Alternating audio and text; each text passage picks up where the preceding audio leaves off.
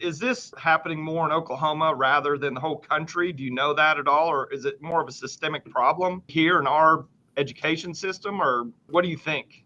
Well, from what I have learned, I would say both to the answer to that question. It is a nationwide problem. We're seeing more of it in our schools, but it is particularly pronounced in Oklahoma. These prolific pedophiles who've been allowed to have reign and have access to children. And I think from what I've learned, there are some stopgaps that have not been put in place in Oklahoma. And we have some legislation that has been monkeyed with, honestly, by higher education to cover up some of this. So in places like Texas, in 2017, Texas put a pass the trash law in place. So if you're a principal or a superintendent and there's an accusation of child abuse and you did not report it to the authorities, you've committed a crime and you will be prosecuted.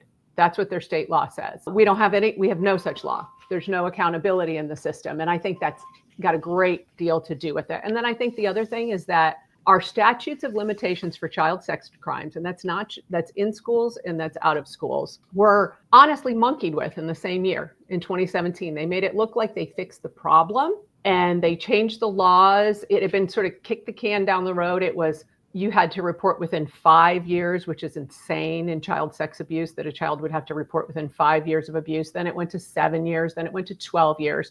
And in 2017, they said, okay, we're going to solve this problem.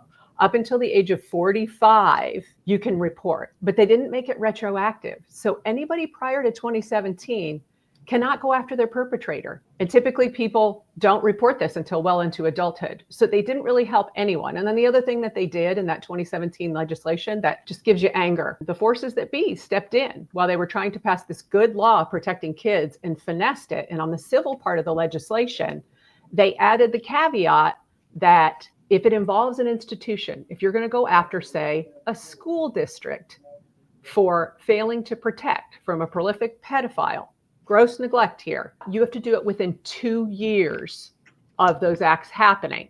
And then they made it could be from the age of majority. So from the time you turn 18, you have 2 years. You can't turn 20 and still go after a school for knowingly letting this go on.